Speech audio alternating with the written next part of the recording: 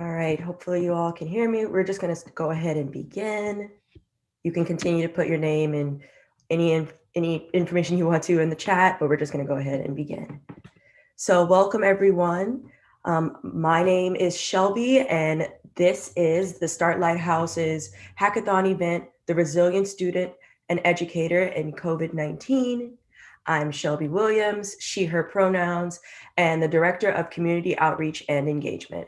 For today's event, I have with us the co-founder, Anya Morales. Thanks, Shelby. I'm Anya Morales. I go by she, her pronouns, and I'm one of the co-founders of Start Lighthouse.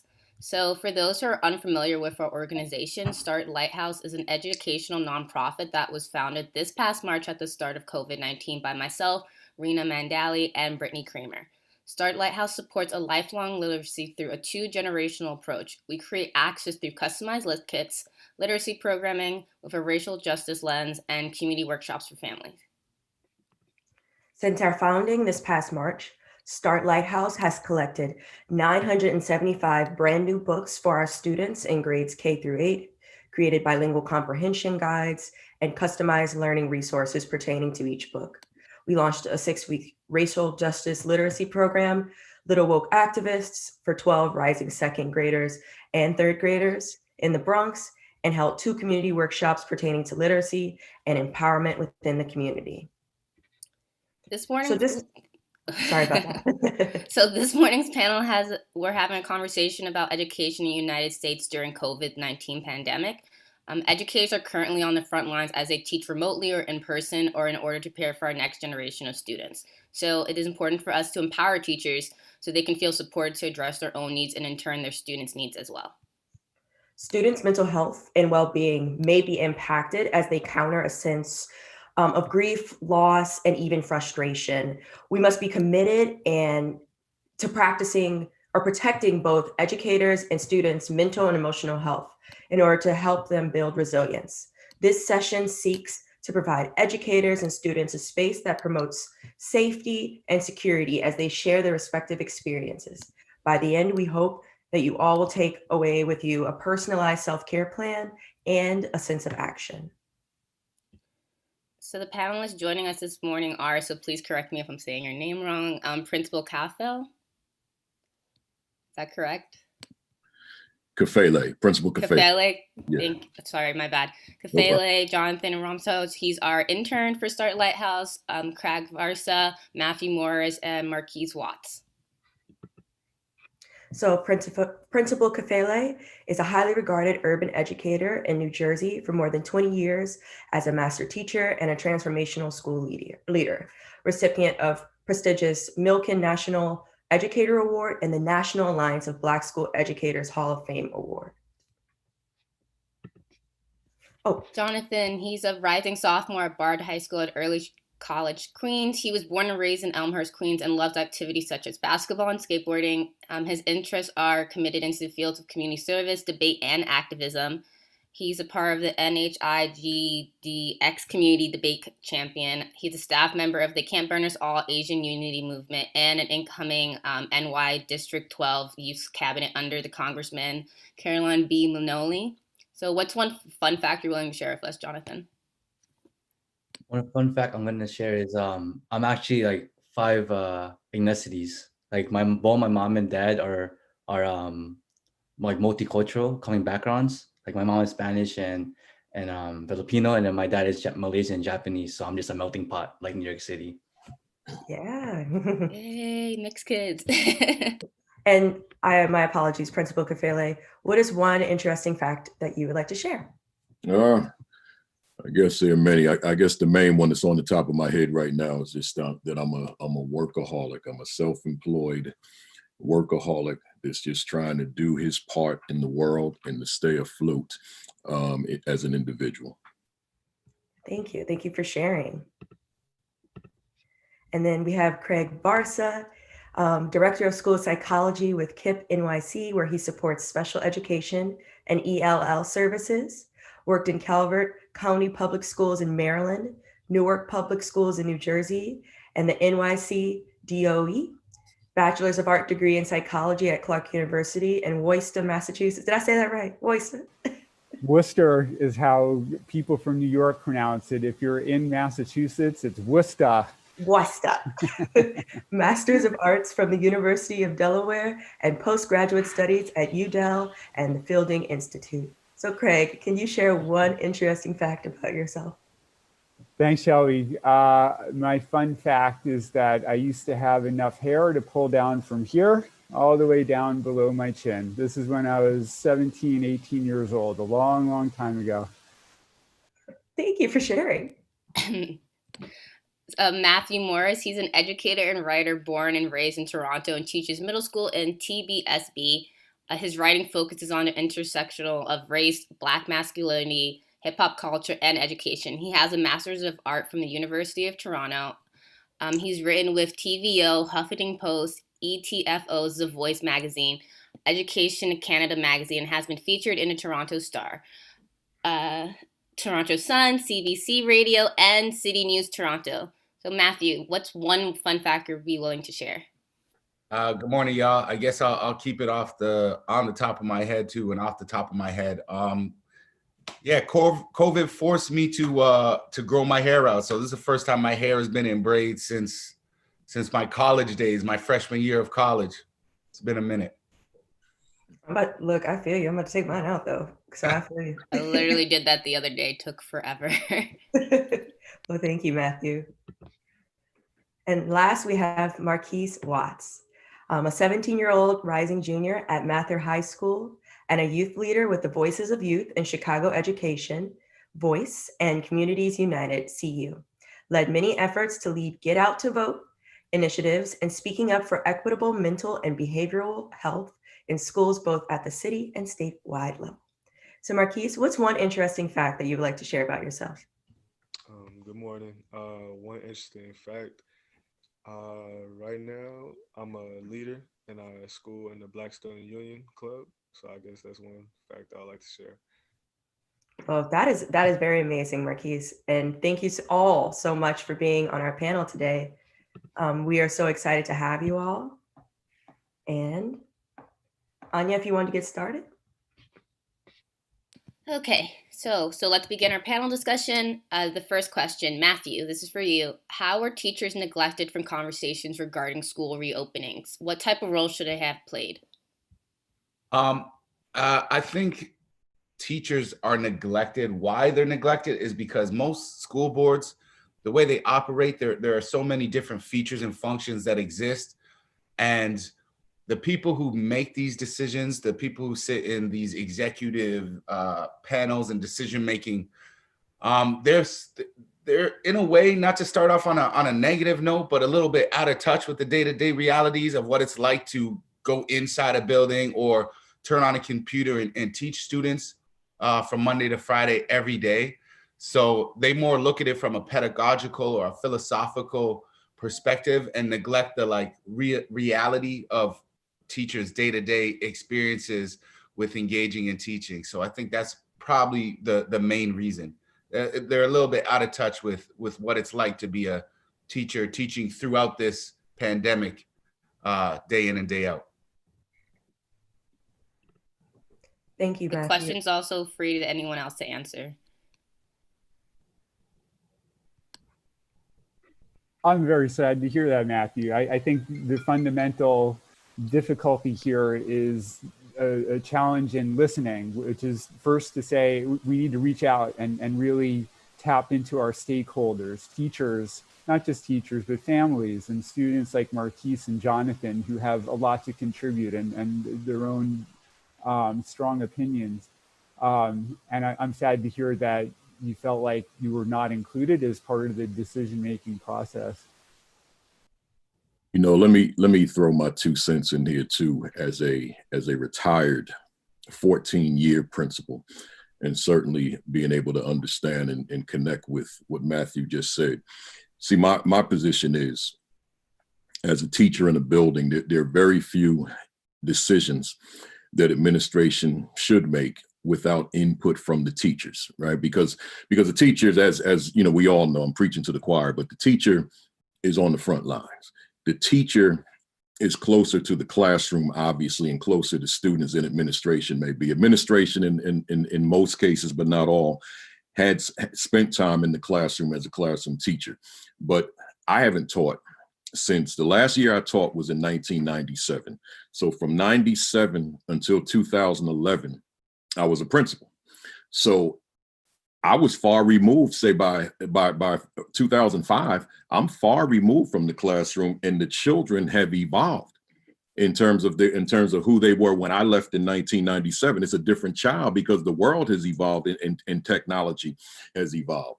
So I can't use what I had back in those days to make contemporary decisions. I got to tap into folks who actually know.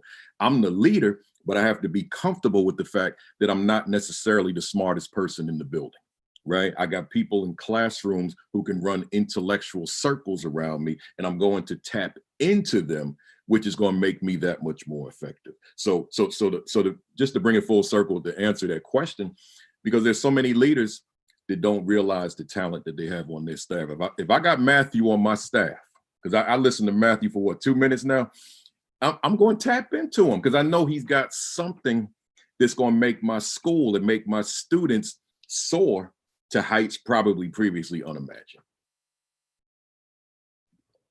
Also, just to add on, I feel like that the disconnect between students and teachers is that it's supposed to stress between both parties, because not only are teachers being told to go to the buildings where it's a COVID risk for not just them, but also the students, but also like the reciprocative nature of like the administration kind of overbearing the teachers with, for one, grading assignments on an online basis, and two, not even giving them proper instruction to like log into devices. Some of these teachers can be possibly well into like their 40s, 50s, and a lot of them may not necessarily have the background of like devices or remote learning. And oftentimes you have to ask their own children to even help them with that. And then that causes stress within the children, because then how they're going to be parented also, because like not at the end of the day, these people have lives too, right? They're parents, they're educators, not just in school, but maybe possibly to tutoring or outside programs. They're running programs outside of school. And yet I feel like these teachers are getting overwhelmed with work and also responsibilities that are not under control. And that's where all the supposed stress comes from within them. The administration like failed to acknowledge. That's why there's a big disparity and like difference between the Department of Education here in New York City and teachers unions. Thank you all, thank you. And Principal Kafele, what types of support should administrators and leaders provide their teachers? Oh, it's across the board, support in all facets of the work that we do. So for example, if we're talking COVID-19, I think about the schools, which is most of them, who are 100% virtual now. Here you've got teachers trying to figure out what works best in a space that we've never been in before, right? So we had no dress rehearsal where we just had to jump right into it and get it done. So I say to principals, for a living, I'm a consultant. So I say to principals and assistant principals in this virtual space literally every day. I say, look, you can't have your teacher on a computer and have the expectation that everything is going to be the way that you would expect it to be in the building. This is a different space. So I'm looking at you, principal, although it's new for you as well. I'm looking for you to be that resource. You're not in a school where you've got a population in there. So your workload has shifted. It's a different workload. So I'm saying, as a part of that altered workload, find out what works best. See what other schools are doing, right? Collaborate with them. Compare notes with them to see what it is that they may be doing that we can infuse into our school. But I would want the leadership to take the bull by the horn, so to speak, to see what those strategies may be. Because that teacher, and this teacher exists in a lot of spaces, that teacher that turns on a computer and sees faces on the screen or names, because we know that all screens are not on, all cameras are not on. I'm saying to that teacher, the last thing that should be on your mind when that computer comes on is teaching that content area that you teach. So as a principal, I want to ensure that wellness checks are going on, conversations are going on, right? And just a focus on social emotional learning, before I transition into teaching a content area. The content area is pretty much secondary at this point, because I don't know what youngster has dealt with over the past 24 hours since the last time we were on the screen.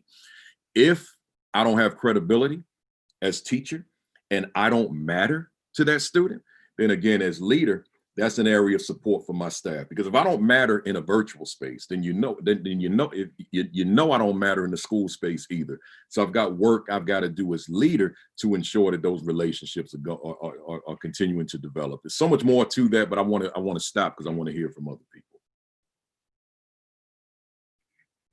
Is there anyone else? Thank you. Yeah, that Principal Kafele, he put it beautifully. I think, unfortunately, with what we've all had to endure in 2020, I think we missed, and when I say we, I mean public education in general, we missed out on an opportunity to actually slow down and reflect on what is important within education.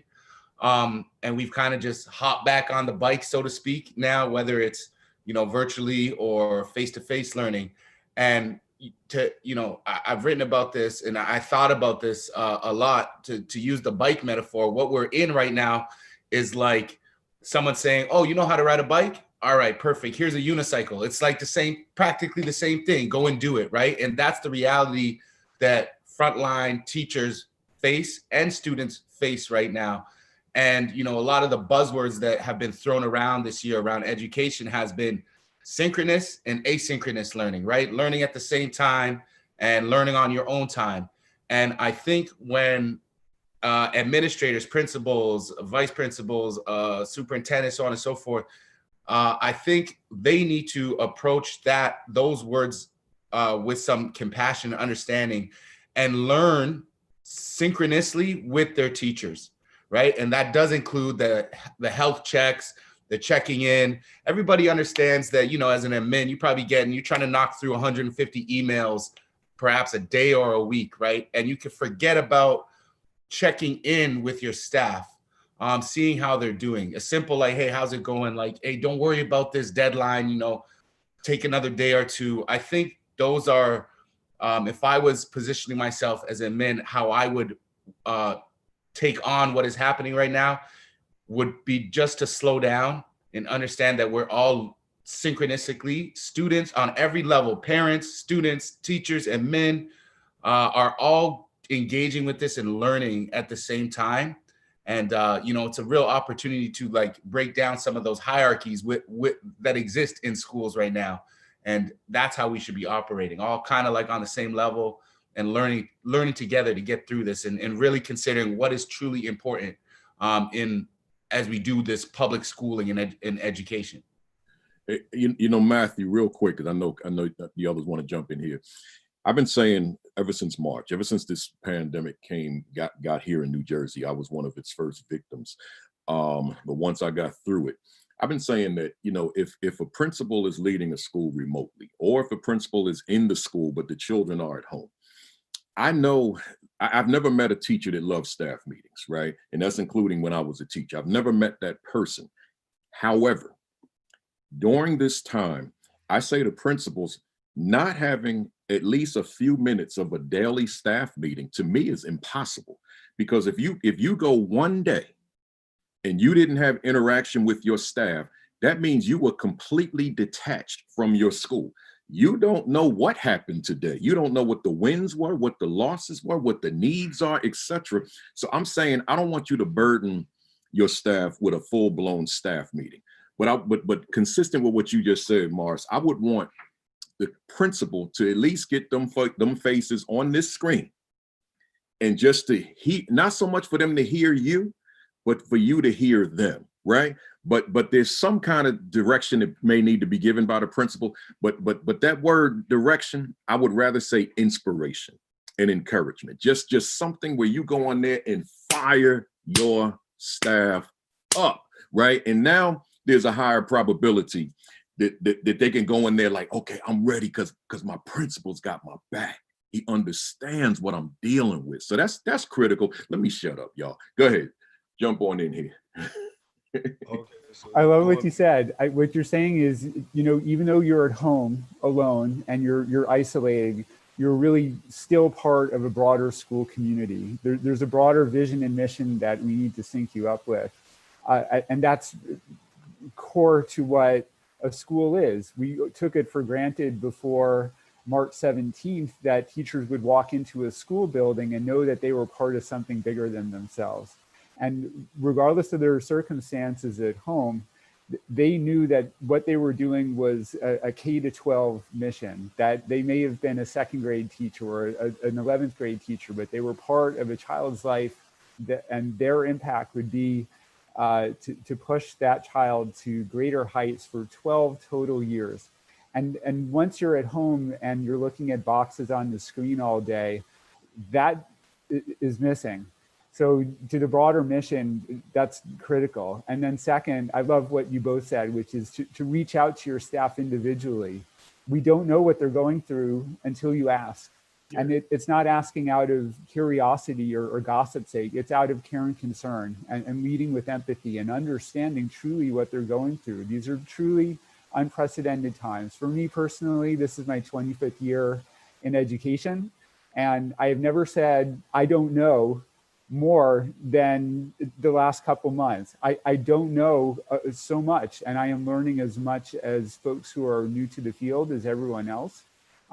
Leading with humility, leading with empathy, leading with a lot of sympathy for those who may have family members who are actually afflicted with COVID or know people who have it, and understanding the living conditions that Kip.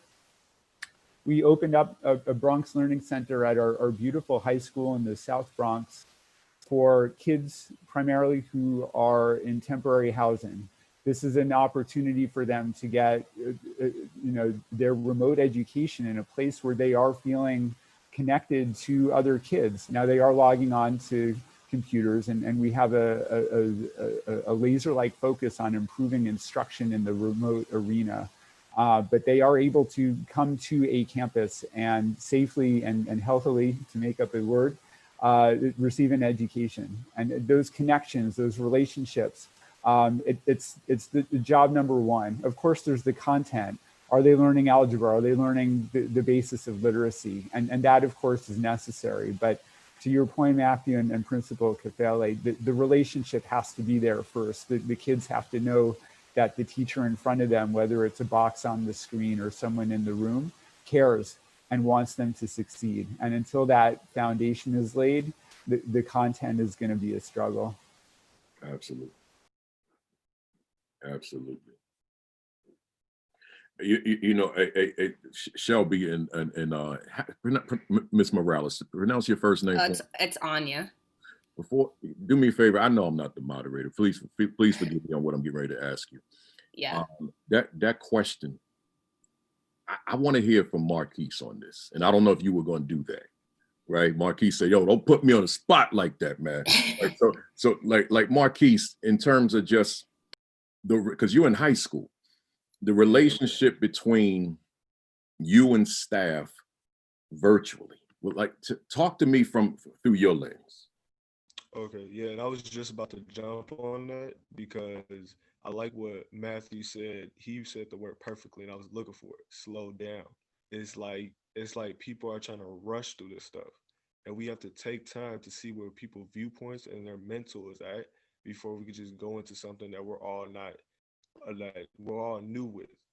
So when it comes to relationship with staff and students, it's like we're still trying to adjust to this stuff.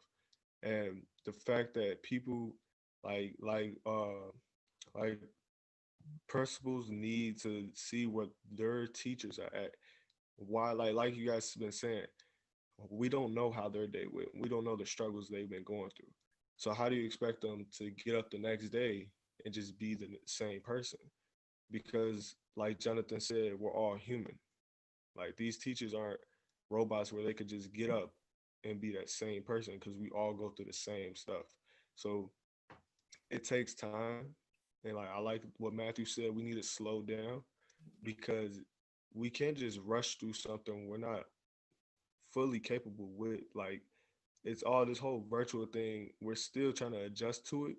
So we're not really there yet. So that's why we're making so many mistakes and there's so many problems that are just coming up. So, and like, it's like each time there's a problem, the administration just tries to bypass it and not take their time, like take apart the problem, see what we can come up with to make the problem go away. I love it. Good stuff.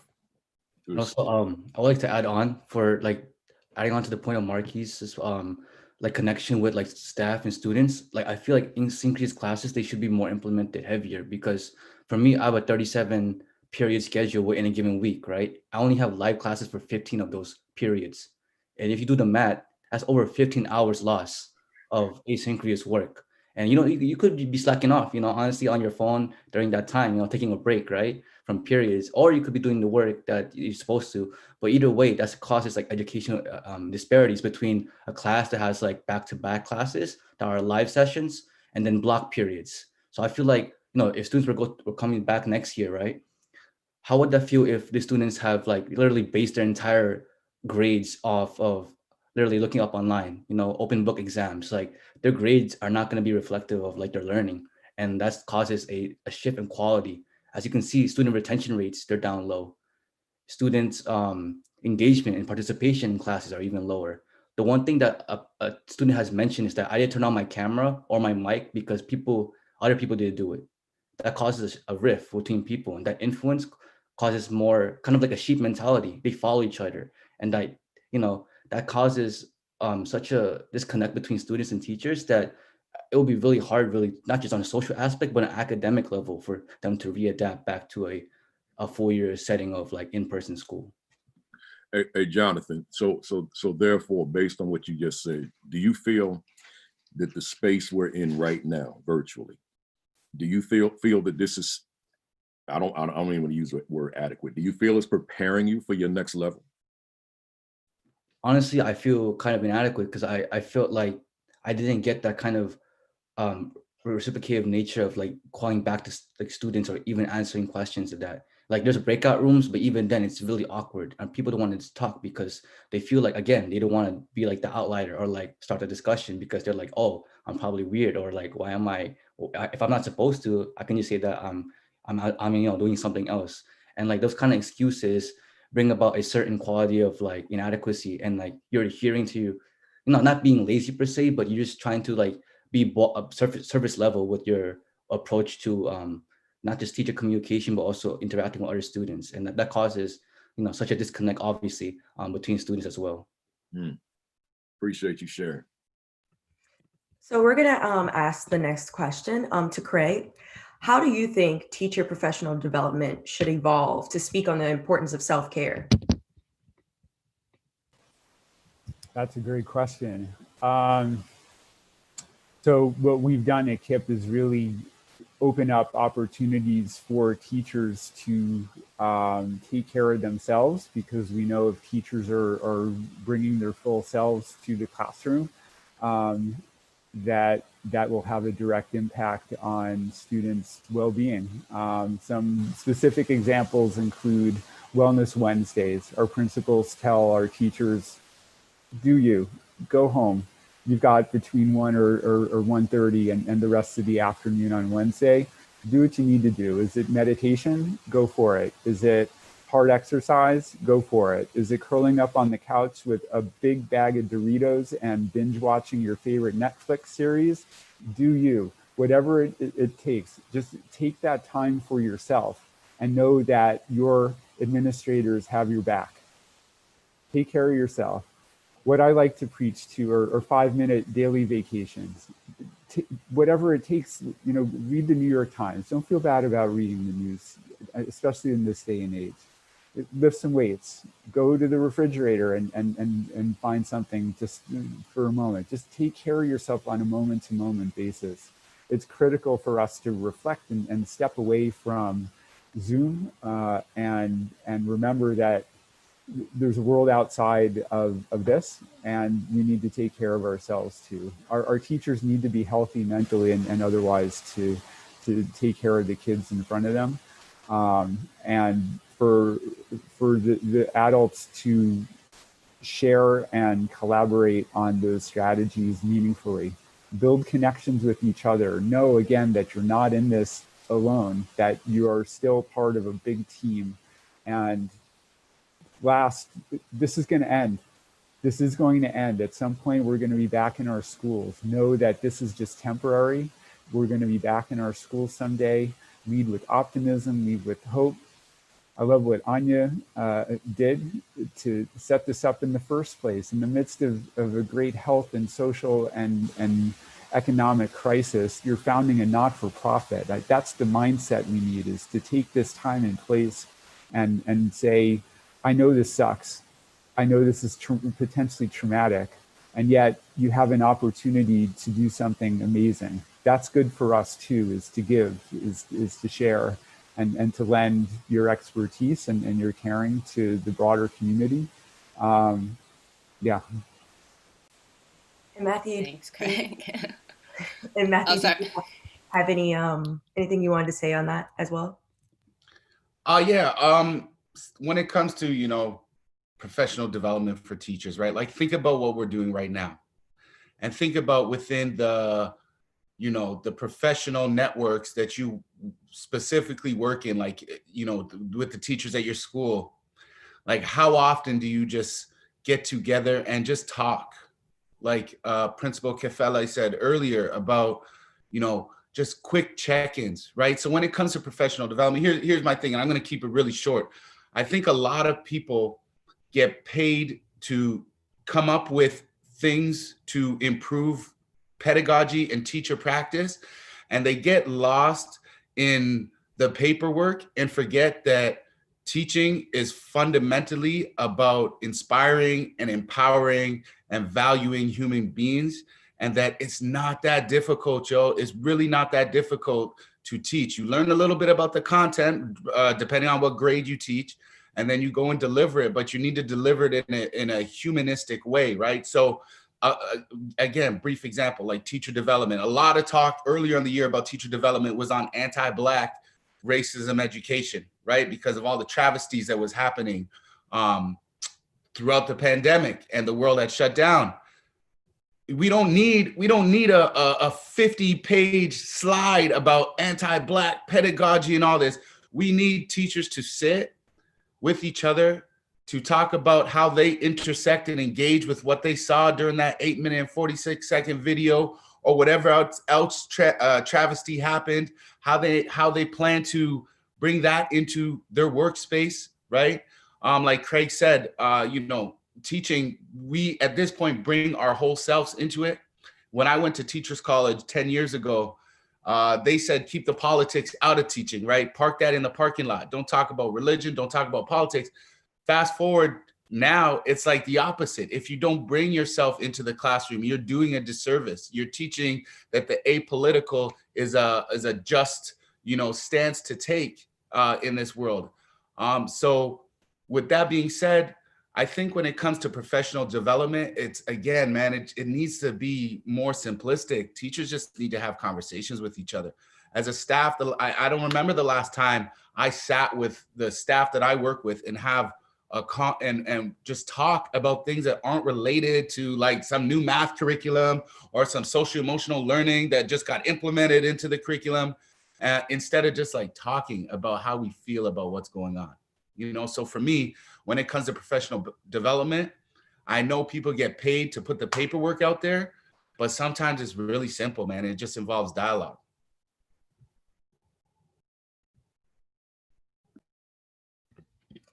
So does anybody else want to comment on that? I think I do have a comment because I used to be a teacher. Now I'm an intern at KIP. So I think with like PDs, like in general, a lot of the times like we don't listen to teachers. Just in general, like no one listens to teachers, which is ironic because they're on the front lines. Like we literally shape your mind, like our children's mind. And I think it's really important that, like Matthew was saying, like we do have that dialogue, but like actually listen to teachers and take what they're saying and point, because teachers should only have to focus on teaching. We shouldn't have to focus on like all these PDs that we can't actually put in the classroom the next day. Like we have to deal with, like, teachers have to be like the mom, dad, social worker, like everything. And I think it's really important to give them that skills and support. And support doesn't always have to be like a PD. It could be like hiring more school psychologists and social workers to take care of that, making sure they actually have coaches to look at what they're doing, and like proper leadership and people who actually know what it's like teaching that content, or not giving teachers like a gazillion different like subjects to teach at the same time and expect them to be adequate. Or just as simple, like actually care and give them the time to not have all this work, like grading and being sympathetic. It's like little simple things like that that should be happening. And like normalize teachers, like we don't like humanize teachers, like we don't do that. And I think that's like really the big chunk of it, because like we don't control our PDs, like we have to just go to them. And I think a lot of that goes on admin, like to get to step back and think about like if you were a teacher, how is like being a teacher, and like remember like they're human, they're not just like little pawns in your school, they deserve respect and your time and all those things above. So I'm like really big on like the PDs, because I've always remember being in them. Rena and I used to teach together, and we used to hate them. We'd be there all day, and like there's nothing I could actually put in the classroom the next day.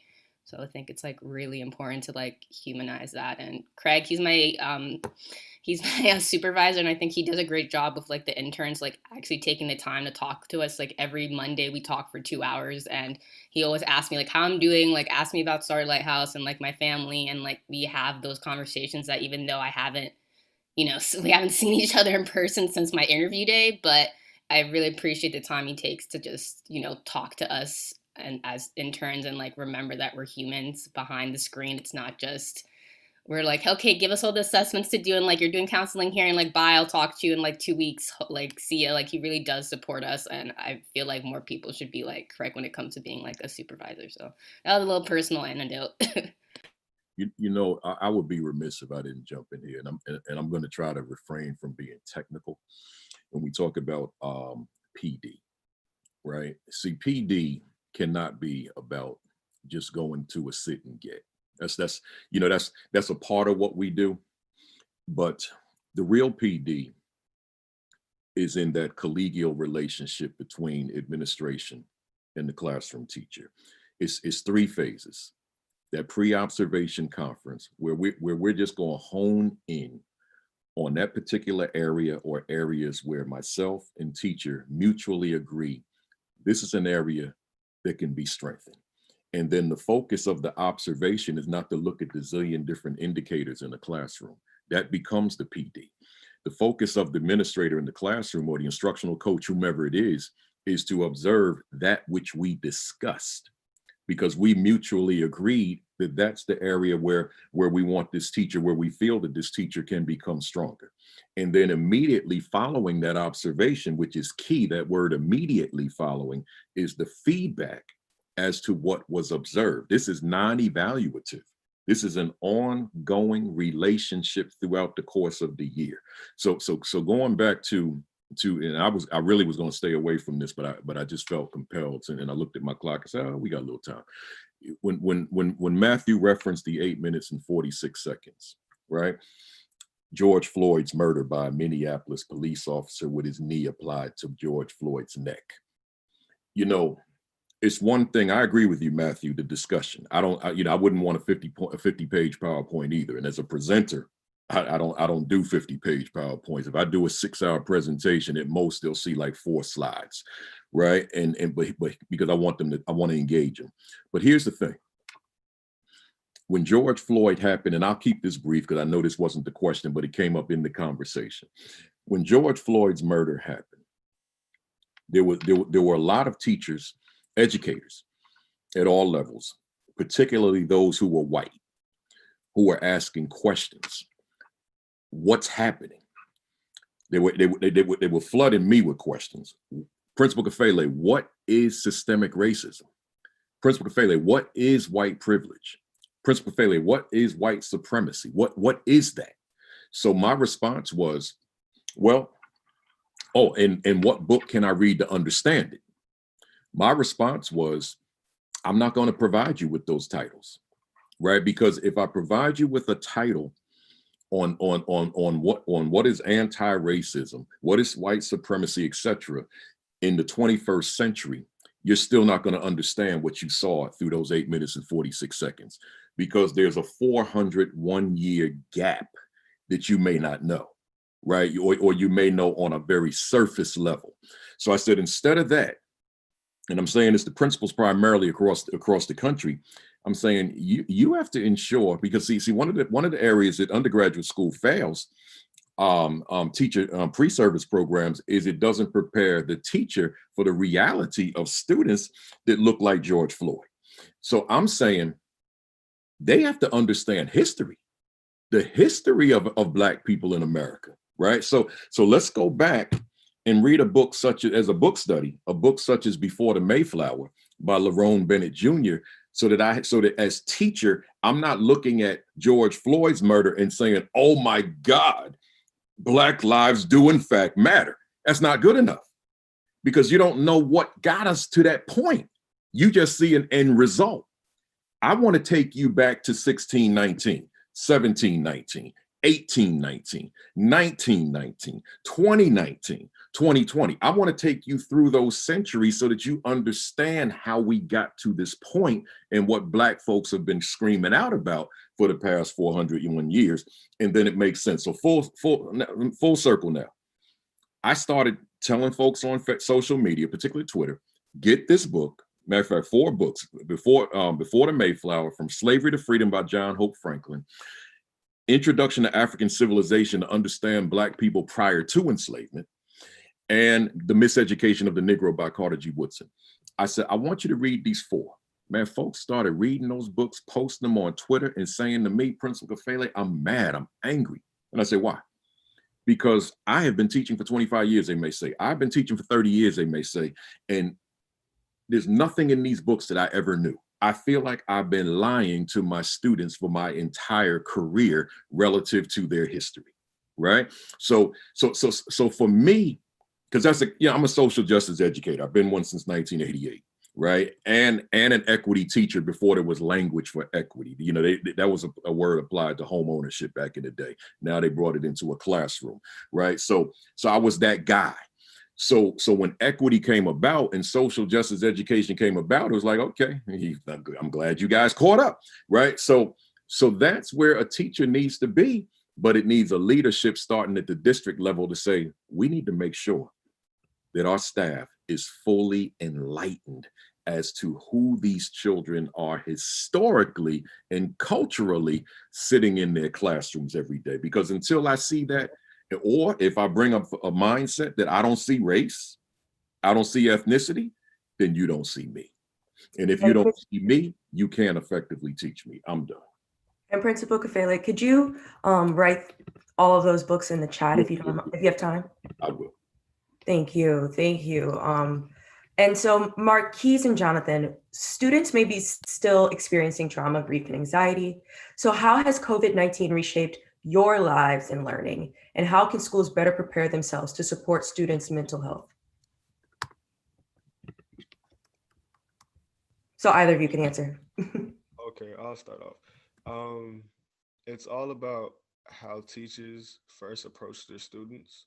And let's say, for example, one-on-ones with students, if you have more one-on-ones with students, because we all know this whole pandemic and COVID-19 has been like, it's been something that we have never seen. So it really changed students' mindsets of where they are. And when it comes to, because I could say with my perspective, it's very hard for teens to just go out there. And they don't really have places where they can express themselves. So if you have teachers, or even if the school was able to get more social workers into their schools where there can be more one-on-one talks with students, and students can talk about the trauma they've been through and how they can get through that, how has COVID-19 affected their household, their community, whether they feel towards it, is going to really shape their future, because then they can just get right past those things. But if they keep having to keep all that emotion and all that trauma inside, it's what really messes with their education, because then it comes back to virtual learning where you're just staring at a computer screen and you're not there. Your mental is not there. So as long as we have more one-on-ones, either with teachers, social workers, or somebody that can just hear out from a student, it's going to really help them educational wise. Jonathan, if you want to bounce off of that, yeah. No, I totally agree. Those are important points to mention. I also feel like teachers, they should also kind of consider the circumstances, right? Because the dilemma of like picking blended and remote is such a huge difference, because when you're picking remote, there could be domestic issues within that person's household that causes them to not, concentrate, or even have multiple siblings, or even sharing a device that cannot be used by them during a certain period of time. And even then, that doesn't count, for issues like domestic abuse or domestic violence, along with neighborhood crime or drugs that might be spiking up because of like these harsh times that causes these underserved neighborhoods to kind of be forced into this kind of agenda because of like everything going on, economic crisis and all of that. And I feel like also with blended, that causes people to, for one, obviously put the health at risk, because in New York City, for example, we have 5 boroughs, right? And if people are going into different boroughs from their high schools where they're located at, and then going back to the communities, that cultivates the spread of COVID-19 throughout the city. And it's just a disaster for an urban city like that in the largest school district country in the nation. And secondly, cultivating spaces of mental health awareness, like discussions and dialogues that are actually pertaining to the students, not just like, oh, I'm so sorry that you guys have midterms today, or your deadlines are very soon, I wish you well. No, like actually talk to the students, have a parent teacher conference with them, or actually use your office hours. Don't just say, oh, I give my, acknowledgements or sympathize with them, because it's one thing to say that, but it's another thing to actually implement those spaces that they feel comfortable. Because already at a time where there's a disconnect between them, how are they going to socially be inept with them, and that causes such a divide between the student and teacher's perspective. And yeah, pretty much it. Thank you both for that. And so we have 2 more questions that we're going to ask, and then at 11:30 we're going to have our audience questions. And so the next question is for Matthew. How can educators decompose after a day of Zoom or hybrid instruction? What are your suggestions? How can they decompress? I think Lord, I'm so sorry. No, Sorry it's about that. Who decompose? Please don't do that. no, I'm trying to scientifically figure out how they could do that as well. But let's go with the decompress first. Virtually. So fun fact, where I teach, it's face-to-face learning. We go into the school and mask up, and we're in there, and it's radically different than how it was, of course. Jonathan talked about some of the social dynamics that exist online. It's very similar in the classroom in 2020. But of course, there's this thing called COVID that's going around. So my class has been quarantined. I've taken 4 COVID tests since the school year started, just because of people within the school that have tested positive. So I've been, for the last week and a half, 2 weeks, and a couple more days next week, I'm teaching online. My whole class is online. And then when the day ends, I'm mentally fried. I am, because like I said, like many people have mentioned today, this is something completely different. I don't care how long you've been teaching. There's no way, and how much you prepared from March to engage in teaching this school year. As a student and a teacher and an admin, anybody involved in education, it is not easy to pivot from what you're used to doing this, no matter how much preparation you've put in. And for me, it's I need to get out of my house. I need to go take a walk after the day is done. So for me, in terms of decompressing, it's shifting mentally that space of transforming whatever part of your home is into a classroom, into a school. Once that day is over, for me, I need to mentally cut that day off. I need to take my Mr. Morris hat off and put my Matthew Morris hat back on. And do other things that, my other priorities, maybe answer some of my own personal emails, maybe, work on some of my own hobbies, go write a blog or something like that. And I found that physically detaching myself from my home is the best way that I can mentally shift from virtual school to like, okay, now I'm at home, but I don't have to think about school for the rest of the night until like 8:30, 9 o'clock the next morning. So that would be my advice. Just get out your house, take a stroll, put a podcast on, put some music on, some lo-fi hip hop for a minute, and mentally take that break. Does anybody else want to comment on that?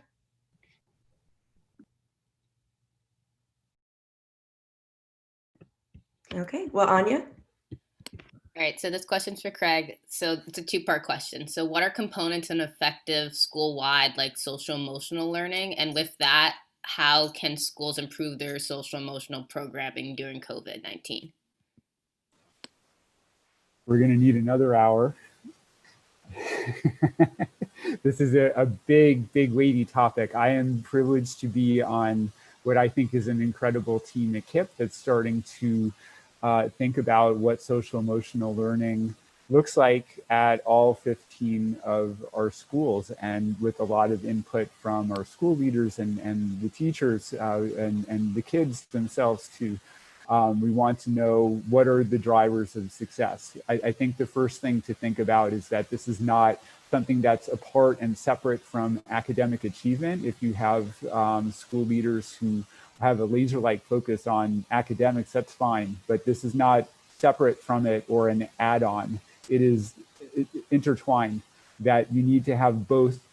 There's a focus on both at the same time. And to what we've discussed earlier and what we've heard from Principal Kafele and Marques and Jonathan, like it starts with a relationship. It starts with that connection between the educator and the student. And driving forward the practices that will help teachers in the middle of a content-oriented lesson connect with the students so that it is not just a math lesson, but there are opportunities for the teacher to call out the things that the students are doing that they want to reinforce, such as hope and optimism and looking for ways for students to connect with each other. One thing I heard from Jonathan just now is something that I think is probably prevalent across many, if not all schools, who are trying to do remote education well, which is finding opportunities for students to connect with each other. This is hard. Between about March and June, it was really about teacher and students as individuals, and we've put a really a focus on getting kids to interact with each other. This is a struggle. It is really hard to, as Matthew noted, change what we've been doing for years and decades and try to update it for a new way of teaching students. And we're not there. And if I had something for you to easily turnkey and put into a Padlet, I would do it.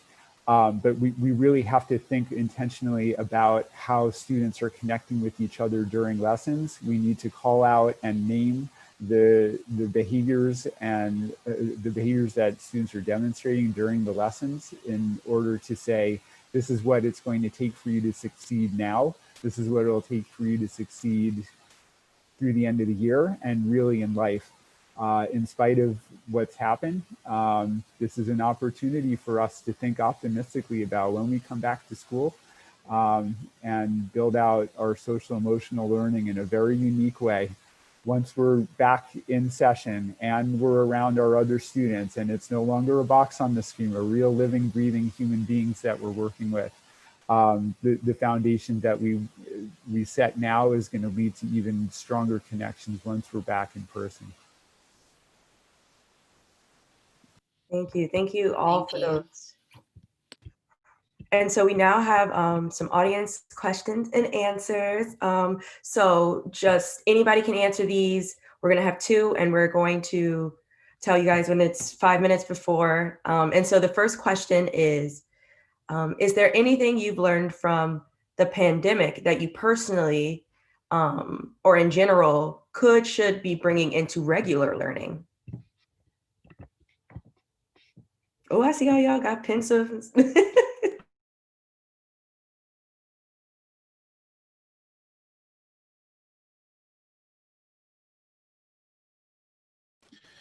I'll start. Oh, sorry. Go ahead, Matthew. Yeah, I'm gonna just keep it real quick. That's because For me, it's not necessarily something new that I've learned, but it's something that I emphasize more and appreciate, and it's been due to 2020, is just reading the room. You know, Marques talked about it earlier, you know, about like slowing down.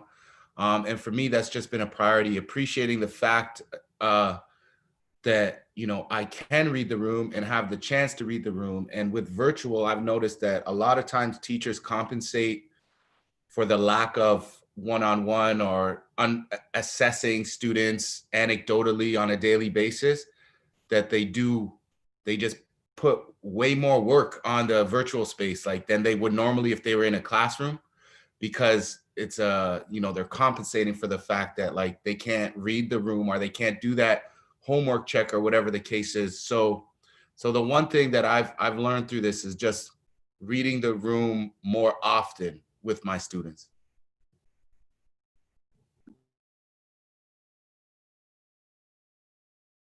I think like one thing that I learned from as like a student when the pandemic was probably the allocation of like resources that are not traditional, you know, like textbooks or worksheets, because as teachers they had to adapt using like, you know, these like online platforms like Peer Deck or Google Slides, like that are usually, you know, implemented during class, but then the usage of it actually somewhat can be efficient. You know, it's such a broad statement, but I feel like the implementation of technology into like the modern day classroom can be such a unique way of like approaching education now, compared to like, you know, here's some questions on the textbook, answer 1 to 5 and then go ahead and I'll check on you. Like that, I feel like technology itself is like, it's our new way of adapting and we can learn from this. And I actually want to add on to that.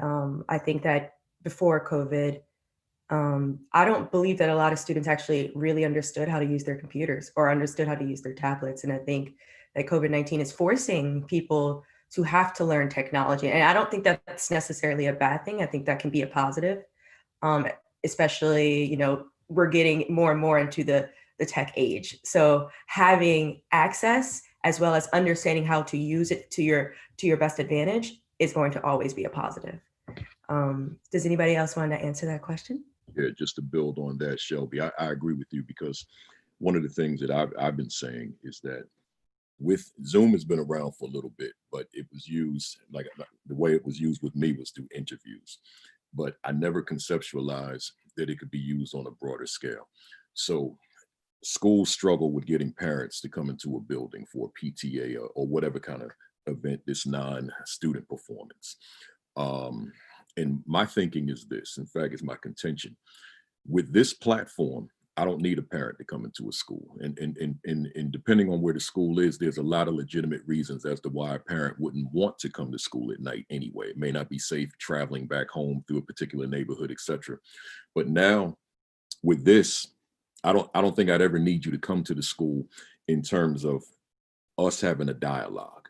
So whether it be teachers and parents, whether it be administration and parents, I could conceivably, if I was still in a school as a principal, arrange meetings for an entire parent population once a week or once every other week, whatever it is, where we just talk about whatever it is that we need to talk about as it relates to teaching and learning with their children, but also knowing the volume of young parents who are also trying to find their own way outside of their role as parent.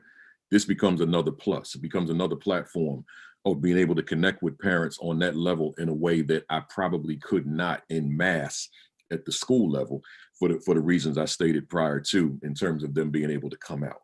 I can get them on here, right? In fact, I'm so confident about it, I could get 100% of them on here. If I've got a school of 1,000 youngsters, I feel I can get all of their parents on here, and we can have that talk. I don't even want them all on here at the same time, though. We'll break it up by maybe grade level or class, whatever it is, to make it conducive to having a productive conversation with them about a variety of topics. Thank you. Thank all three of you to answering that question. Honestly, there's so many great things that can happen post COVID, but we actually have to be vigilant about making sure that we take some of the things that we learned during this time and actually use them and utilize them and don't forget them, you know, just because. So Anya, if you wanted to ask one more question, we have 5 more minutes. Oh, Anya, there you go. Okay, sorry. So one more question. So how has technology improved teachers' ability to make the classroom more culturally and racially aware? Could you restate that, please? So this question's asked, how has technology improved teachers' ability to be able to make the classroom more culturally and racially aware? I'm gonna let somebody else jump in on that. Unfortunately, I have another take on this. I think it's actually highlighted some of the inequities that existed before the pandemic in terms of getting access to computers, to Wi-Fi. I think that if you had very little going in, you had even less now. And I think that's a reality. I wish I had a more optimistic answer, but the haves have access and even more access and the financial and other means in order to get the technological supports in order just to get into a classroom. That hasn't been our experience, unfortunately, and this is why we've had to open up and positively open up our own learning centers in order to ensure that kids who did not have access could get access. So I don't have a better take on that, but I think it taps into a lot of the other things that we've heard on this panel. And that has been regrettable. And so I wanted to hear from Matthew. So I know, Matthew, you're in Toronto. How does technology and the racial, kind of like the technological racial divide look there? It's the same, it's this exact same in terms of like the schism and breakdown between demographics. In my city, the northwest corner has been hit the hardest with the opportunity gaps in education. And, ironically, that's the part of the city that has the most diverse and underserved people and underserved communities. So, it's the same in terms of demographics and the opportunity gap that exists for some of our, Black and Indigenous people of color. And it's been like that for 30 years. It was like that when I was a kid. It's probably like that before I went to school. And unfortunately, it's still the same opportunity gap that existed in the 90s exists now.